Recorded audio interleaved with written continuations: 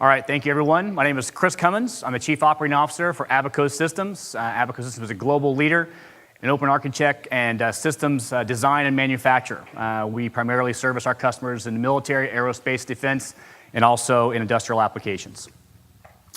So it was a great setup by our prior speaker today, talking about what's going on with security, and I think that's an important thing for us to be talking about as well. And the imperative of what the future is now is really about securing our supply chain. That is so important for us. Each and every one of us in this room, I'm sure, see this on a daily basis, and it's very important that we address that as we go forward. So putting that in a global context, certainly if you read the newspaper or however you get your news every day, I'm sure you see this at least once or twice a week. Something's happened, a new threat has been developed that the world is hearing about, but every day, the things that we do, certainly we are dealing with this on a day-to-day basis. From regards to our systems, electronics, cybersecurity has become maybe one of the most powerful weapons in the world today outside of nuclear arms. And if you look about our infrastructure and the technologies that run on the Internet of Things, from power generation, power distribution, the information networks that we all utilize day to day, and that certainly our products, our systems, our solutions that are out in the field today are heavily relied upon as we go forward. Certainly the risk here is the potential for spying, for sabotage, for disruption that can affect us, our economic and personal freedoms that we enjoy each and every day. And intelligence agencies and alliances that are in the world today, from Five Eyes with the UK, the United States, Canada, Australia, New Zealand, as well as there's other alliances, the Nine Eyes and the 14 Eyes, if you know about those as well, are always looking at what influences are out there today that we have to be very risk averse against. In the US, Australia, New Zealand, looking at those, and we're looking at, they've rejected foreign influence as it relates to how they develop their infrastructure going forward. In Canada, those are under review, and I'm sure most recently in the last few weeks, you've seen what happened with a recent high-level Chinese official that visited that country and was detained. And certainly even in the UK, where it's certainly under review, they have involved outside influence, but I think that's continuing to be a high risk for them and certainly under review as well. Certainly, I'm sure you've read about this as well. The article that was printed back, I believe it was in October of last year. There are certainly many sides to this, but it kind of certainly exposed, I think, to the general public, the risk that is out there for each and every one of us today. And I won't read this verbatim, but certainly the attack or the proposed attack and how they took a back door with a small chip. You may not be able to see that chip. It's the size of Abe Lincoln's nose, right? If I can get this to move over right there. All right. That was embedded into some boards and attacked companies that included Amazon and Apple. Certainly the breadth of those technologies and how those are in every appliance and everything that we do nowadays, obviously a major risk for us. And Supermicro was the supplier that was implicated in this, and certainly there are different sides to this story. I've read various blogs and various other news reports about this, some disputing, some confirming. But even if you read the news today and you read in the New York Times, they talked about the war for 5G. There's no question that this is on everyone's mind. Or you read The Economist back in their article they published back in December of 2018 around the chip wars between the US and China and the development and the fight for supremacy around intelligence, cybersecurity, silicon. We know this is certainly a major issue for our companies today. So what I'm here to talk about today is really about how do we address that, all right? As a team, as the leaders in our industry, how do we go about addressing that as we go forward? And certainly the prior speaker, I think was fantastic as well, talked about some of these same things I'll talk about here as well. So looking at this, how do we respond? Really, designs must be done in-house. You must have your own capabilities, your own software, firmware, board design capabilities inside. To take that outside is certainly a risk for you and for your suppliers, for your customers, all right? If you do have to utilize third parties, and many of us do, that's the world we live in today, they must have compliance to the security measures that your customers, their end customers require as well. That flow down is so critical to our security and to our success. And it can't just be something that's done easily. It must be complied with, it must be audited, designs must be verified upon receipt, and we must make sure that we continue to have those strict process controls in place. And we must make sure that the designs that are coming in, the products that we've designed and are manufactured or are maybe third-party sourced from contract manufacturers, that they do comply explicitly 100% to the original design. Another way of doing this, and you certainly heard this as well this morning, is manufacturing in-house. Many of us here in this room have these capabilities, and it is very important that we maintain that. Within the electronics industry as a whole, that's not the typical model. The typical model in the electronics industry for the past 30 or 40 years has always been to what? To outsource and to become an integrator of many things. Well, that's a major risk for us, particularly for the military and defense industries that we serve to protect our soldiers in the field. So to have manufacturing locally, to have it secure, have it approved by government agencies and or standards that we'll talk about later is very important. And it has to be for the entire business process. This can't be something that you do just inside the factory. It must be an end-to-end business solution that you have within your companies, all right? And it must expand not only inside of your business, your manufacturing walls, but also to your supply chain as well. There are many things that you can do to make sure that the tamper resistance of your manufacturing process is maintained not only while it's under your control, but also once it leaves your premises as well. A third link in this chain is around securing the information.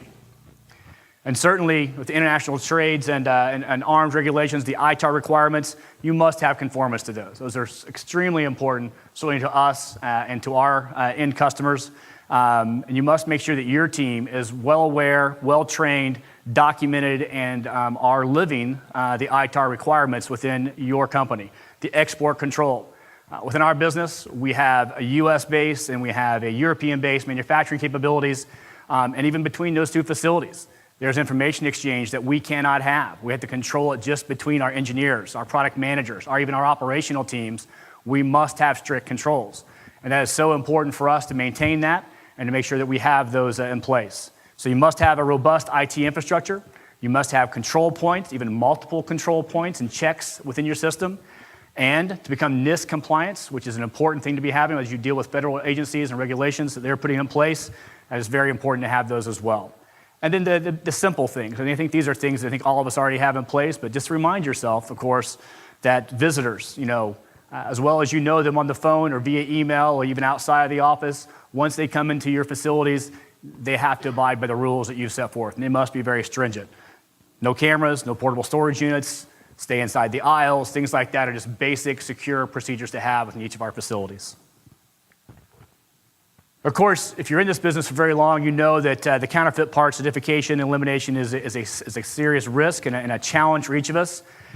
Here are some quick statistics.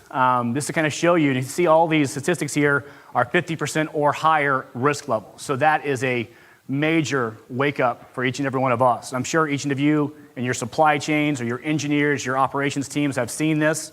50% of all electronics distributors have encountered counterfeit parts. That's the world we live in today.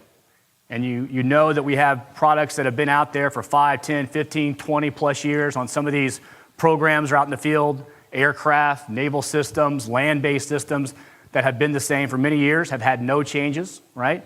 But the manufacturers of some of those components are long gone. So to be able to secure those crystals, those chips, even some of those passives that were originally designed into that product, into that solution, this opens the door for this issue. 58% of all authorized distributors have bought parts from outside the original component manufacturer. So they have to do this too. And if you've ever been to some of these large distributors that all of us no doubt deal with, their control systems are fantastic. But even they have to struggle by finding the right parts to supply us and for us to supply our customers going forward. And then of course, anybody here deal with end of life once, twice, 3 times a day, right? Of course, we all do, right? I have a joke in our company, the end of life just means, well, which one is it? Is it the second one or the third one? Do I take this seriously or not yet, right? Our sales team and our product management teams never found a product that can't sell more than 25 or 30 years later, right? So end of life parts creates this risk as well. It is a real risk for us because again, it makes it much tougher for us to go out into the market, to the broker markets, the gray markets, and to try to find these products, but you have to be very careful about how we do this and put inside the internal processes to ensure that these products are worthy of being able to be used in our systems. So how do you do that? It's both a physical as well as a process-oriented kind of approach, from x-rays to testing to part marking. You have to have these kind of processes in place to ensure that these products, these components that we're using and these legacy systems meet the requirements. Certainly our supply chain is very important, and we must have a very robust supply chain to ensure that we can survive and be able to meet the needs of our customers. Our best defense to reduce these risks are to only buy from the original manufacturer. Sometimes that's not possible. So you take that next level down, right? And you look at those distributors who are approved, who are authorized for the products that we're manufacturing and using in our designs. If that's not possible, then you have to go to that next level, right? And those are kind of the outside of the scope kind of distributors that we all have to deal with to ensure we have supply of our components. And even if you have all these types of supply chain opportunities, you have to ensure there's a process in place that you're doing checks. You have to be physically on site with these supply chain partners. You have to do routine audits, check, go see, go touch, go feel, go see what they're doing, walk through the back door. How does a part come into their system? How does it walk through the product? How do they test it? How do they confirm it? You have to do that. Someone in your team has to be responsible to take that level of detail to secure the supply chain. You have to make sure you're doing the flow down of the requirements that each and every one of us have as industry leaders and what we do, the compliance to those requirements. And of course, you have to have the ability to have customer approval, your own approval for the products, as well as even possibly passing it up to a prime who might require approval of anything used outside of the original manufactured components. Of course, everything we do within our industry is very process-oriented. So having these processes in place in regards to your standards, your ISO, your AS 9100D, those are important as well. That helps us ensure we have the right test requirements, the test calibration is up to date and being frequently audited, that our test and measurement systems are certainly in calibration, and there's a gold sample or a process that we have to make sure we can verify that it's proper, and you have to have training, all right? Every process is only as good as the people and the things that you put around them to be successful. So it's very important in each one of our factories, as well as, again, flow this down into your supply chain as well. Ask them about their certifications, their training process, their IPCs, things of that nature as well. And certainly anti-tampering. Certainly, you've already heard this morning some of these great opportunities that we have today around volume protection, memory sanitization, certainly sensory technologies, the trusted boot that each of us probably have within our systems as well. Smart Fusion 2, the microsemi, the FPGAs, and then the Intel and trusted execution technology as well. These are all great systems and processes to have within our supply chain, both within our factories, as well as also making sure that even some of our trusted partners who are doing some of our contract manufacturing have those as well. So really, what are we here to do? You know, we are the leaders in this industry. Our job is to ensure that not only our warfighters have a competitive advantage out in the field, but as much as anything else, that they're safe. If you had a chance to go and see the Midway yesterday, or some of you have obviously served in the armed services as well, you know the mantra that some gave all and all gave some. I think it's important for us to think about that and how we do our jobs each and every day, that it's more than just a business, that what we're doing here is really taking care of the warfighters, who really are taking care of us each and every day as well. The response, certainly in regards to what are the wider implications, we have to have partnerships with our suppliers and with our customers to ensure that we can certainly have a robust technology that lasts for many years. Again, as we know, most of our computers and cell phones, we replace those every 3 to 5 years. Our customers aren't doing that, certainly with our products. They're keeping them out in the field much longer. So we have to innovate. We have to try to mitigate these risks from the supply chain standpoint, mitigate these risks as it relates to obsolescence, or allocation, things that we deal with every day in our supply chain. And obviously, as we're innovating, how are we innovating to protect that long-term solution for our customers as well? And certainly, one of the most important things we can do is not only, obviously, as we compete against each other in some of these marketplaces, but as we work with these customers, that we're developing partnerships up and down our supply chain, from our suppliers up to our customers, and really understand what is mutually beneficial for each and every one of us as we design new solutions for our customers and work with our suppliers to make sure we have the best technology for the long term. And really, this is not necessarily just a pure price play. Certainly, we compete on price, but more importantly, we compete on long-term value. And that's what we deliver, what each and every one of us in this room deliver to our end customers. Our long-term value is a differentiator. It's how we see ourselves and how we certainly play in the marketplace as well. And never forget the people that we serve. So, thank you.